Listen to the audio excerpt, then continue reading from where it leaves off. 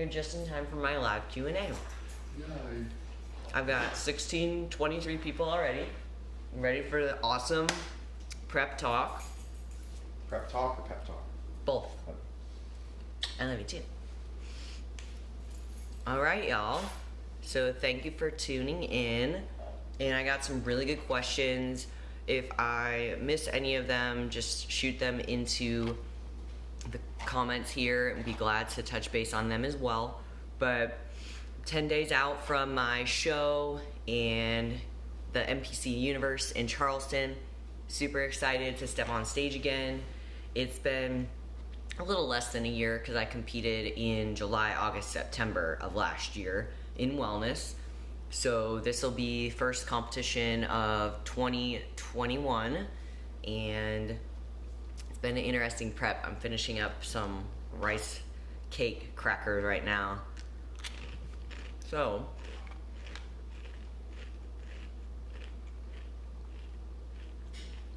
let a few more people trickle in.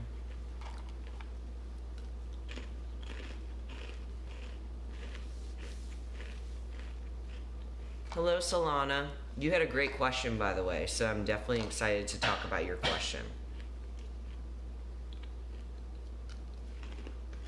Okay.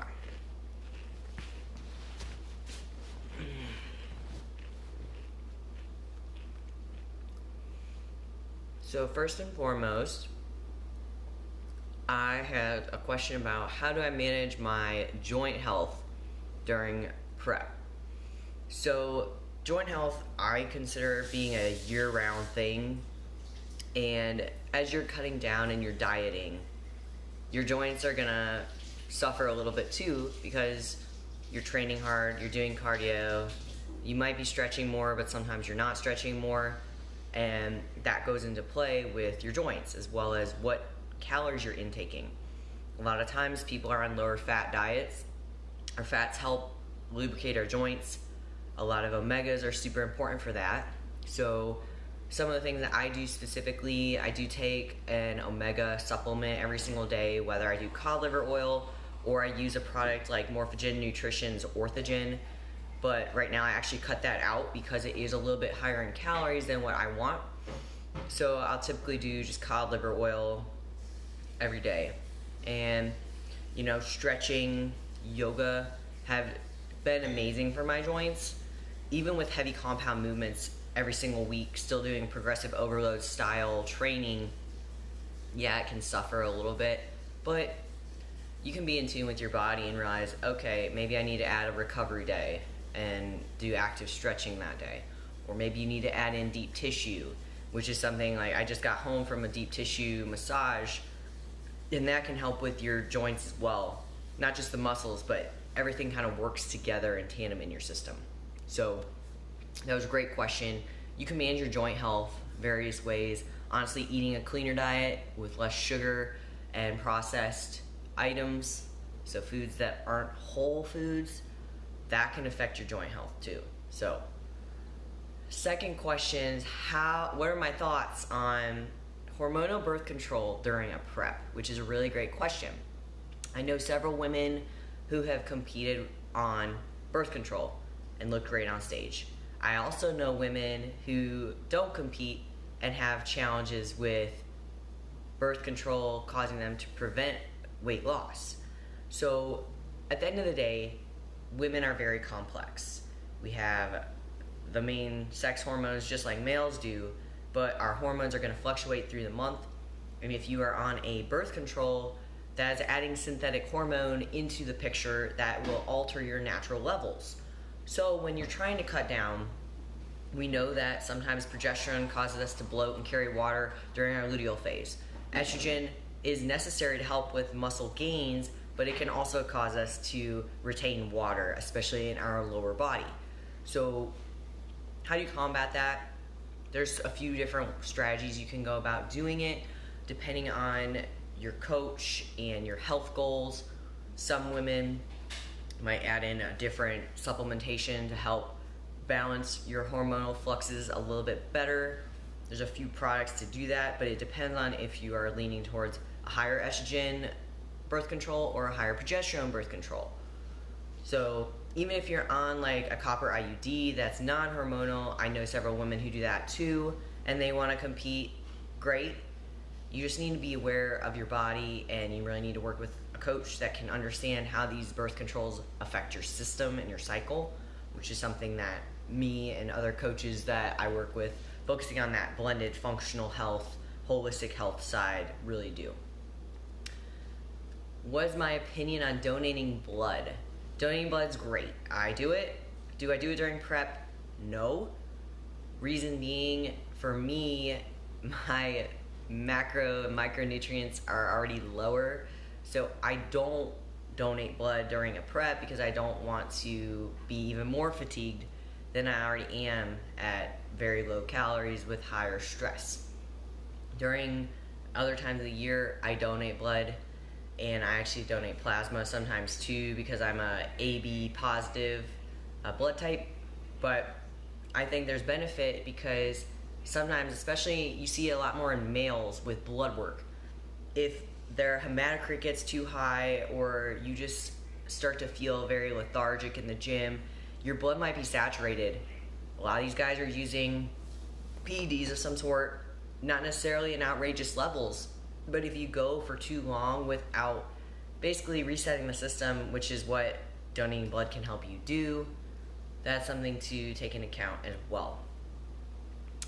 Should someone with insulin sensitivity stay away from 250 plus carbs in an improvement season? This question, I think they misworded it a little bit and meant to say insulin resistance. So insulin sensitivity is what we want. We want to have insulin sensitivity so that as we eat food, our body is going to release that insulin from the pancreas and say, awesome, this is nutrients, I'm going to uptake it and create glucose, which is going to fuel our muscles and our cells. However, if we start to get insulin resistant, that's where you start to see issues with people who start having weight loss plateaus. Maybe they lose their period and get amenorrhea, start feeling moody, anxiety, depressed. Things like that can really come into effect because of insulin resistance. And every single person is different. So I can't say yes or no if 250 grams of carbs is going to affect you. But what I can tell you is if you go about getting your blood glucose tested every morning, get a Care Touch system, super easy. You buy it on Amazon is what I did. Take it at home first thing in the morning, or you take it 2 hours post-prandial, so after a meal. You can start tracking, okay, what is my blood glucose trending? You can also go get labs done and see, okay, if I go get my hemoglobin A1C tested and my fasted insulin tested, what are those ranges? If my hemoglobin A1C is over 5.3, you might be trending towards that higher insulin resistance. If my fasted insulin is above 5, you might be getting more concerned of that. So just something to keep aware of and track on your own. There's actually some new devices I have not tried, but I've heard people trying that you will like put it on your arm. Most people who track their blood glucose are diabetic, but you can put it on your arm, wear it all day, and take the readings after the different meals to see how your body responds to a different food. So maybe you might eat rice, be fine, but you might eat potatoes and it spikes up. There's a little bit difference in the glycemic index and glycemic load of a potato versus rice, or even doing fruits versus potatoes. So that's something that you can take into account as well. Synthetic progesterone to bring up levels, my thoughts. So once again, this kind of goes back to what's your blood work saying, what are your levels at, what is your goal? If there's a woman trying to get pregnant and her progesterone can't increase, there is definitely a place for that, and using some type of progesterone cream or progesterone products that can help with that. Now, if you're just trying to optimize your hormonal levels for health, performance, you don't necessarily have to lean into using synthetic progesterone. You can do things like chasteberry is honestly one of the easiest to start out with to see how your body responds. Then you can look at things like Progon B, and there's a few other products out there that will help with the balance of the progesterone to the estrogen. Honestly, that's kind of where chasteberry has its place, is it affects the pituitary to signal to our reproductive system so that we are going to increase progesterone intake, or not intake, production. So, explain at why people at night who compete might eat a big cheat meal to look better. So this was a really good question, and this is all subjective to the coach's strategy and that athlete. I personally don't do cheat meals. So John Mountain Dog 1 is my coach, and he's never really done cheat meals with me. We do intentional refeed meals. So why do you do that? Well, the idea behind either a cheat meal or a refeed is that when you're increasing your caloric intake during a peak window of time where your body has been metabolically suppressed from the training, from a high, tough diet of low calories, when you add in, say, a cheat meal that's full of sodium, carbohydrates, and usually fats, your body is going to take in those nutrients and basically soak in those nutrients. So then the next day you wake up, your muscles are going to look fuller versus from before where they're looking flat because you had your calories restricted. And when I'm doing so, like I just ate the last of my meal, the calories that I'm adding in, those carbs, the body hasn't been used to that. So it's actually helping to improve, like we were just talking about, that insulin sensitivity and the receptivity. That way, when as a aesthetic sport, which is bodybuilding, you're adding in those intentional macros so that the next day the muscles look fuller and bigger and you look leaner because the body is just like sucking it all in, wanting to use those calories that you're getting. There, like I said, a lot of strategies out there. I personally find for me doing a refeed with a set number of carbs or fats that I'm adding into my day makes me feel better, number one, versus eating like some type of fast food. But number two, gives me some flexibility too. And it doesn't give me like a negative mental mindset around food. Versus in previous years, if I thought of the whole phrase of a cheat meal, I'd go freaking balls to the wall and go get burgers and fries, cupcake, ice cream. And then I would make something at home for myself later. And it's like, this is why people get eating disorders. And I experienced that firsthand with myself. So you want to be really mindful, even if you don't compete. You can add in like free meal. I call them free meals or lifestyle meals. But adding those in versus doing a cheat meal, you guys, I'm going to block you if you think that I'm a transgender.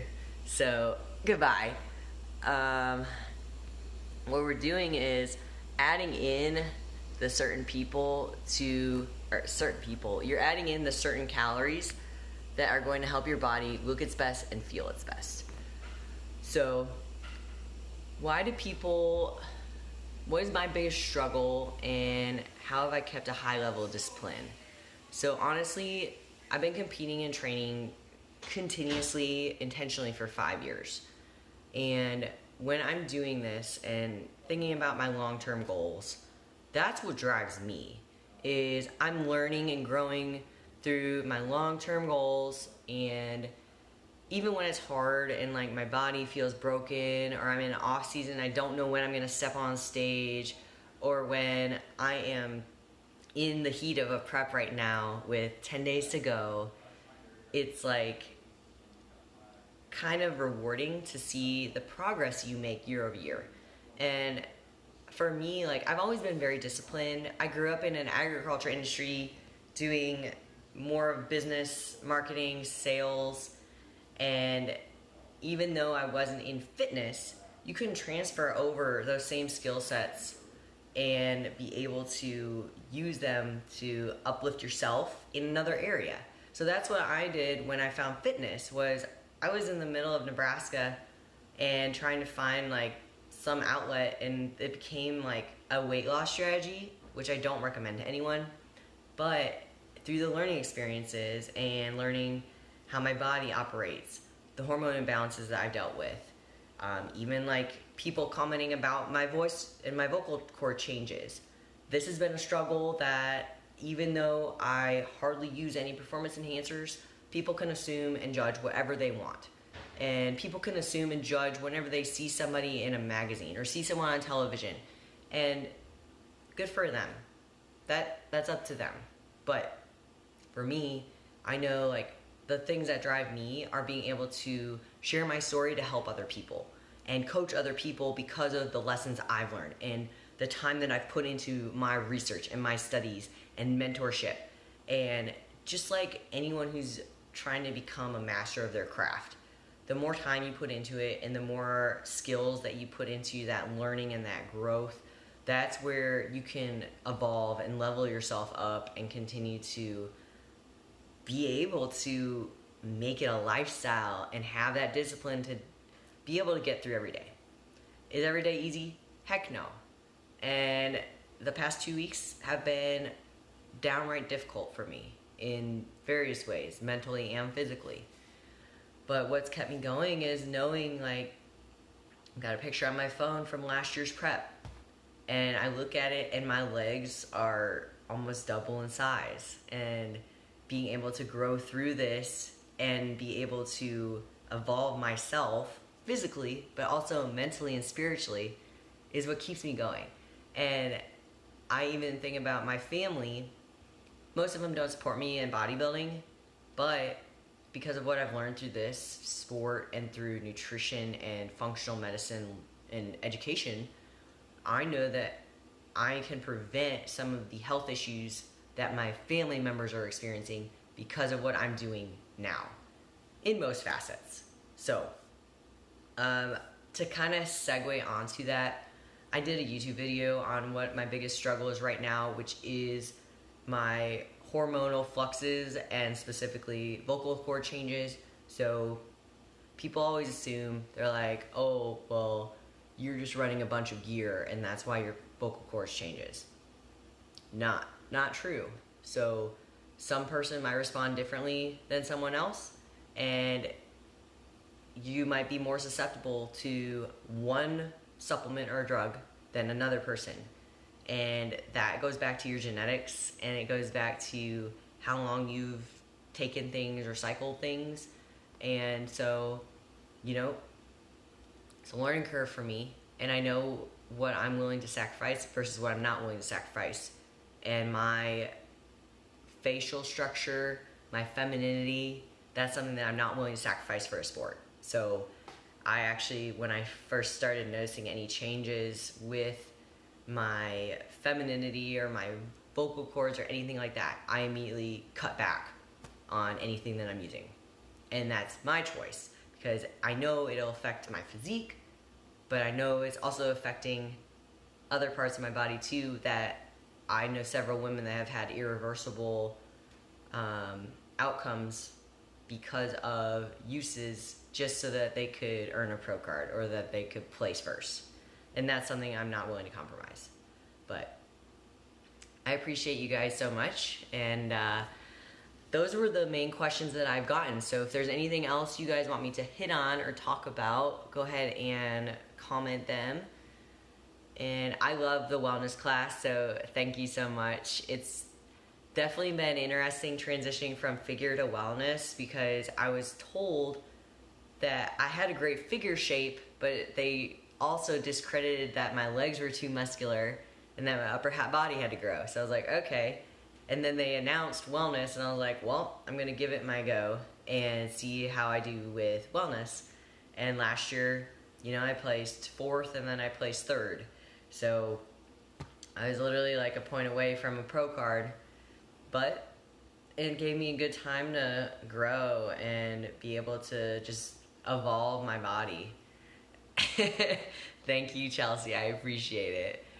He's the best, and I'm trying to convince him to come visit us in the South, but he's got some more YouTube videos that'll be published soon that I did when I was up in Ohio a few weeks back.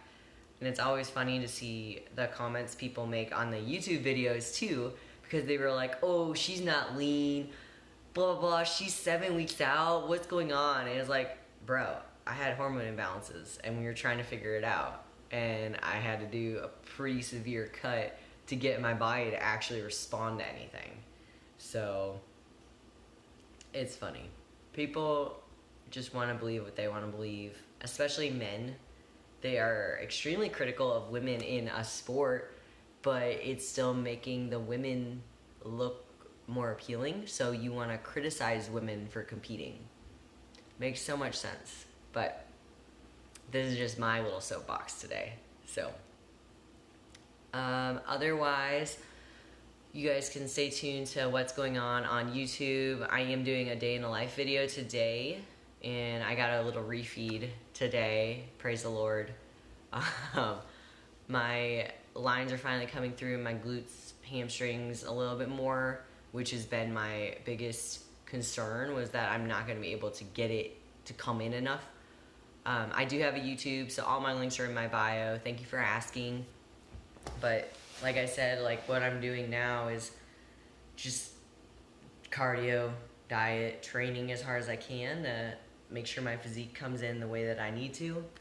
And then the goal would be get the pro card and take time off to grow and continue to sculpt the physique that I want and the look that I want, not necessarily what you see on social media, what these girls with huge quads.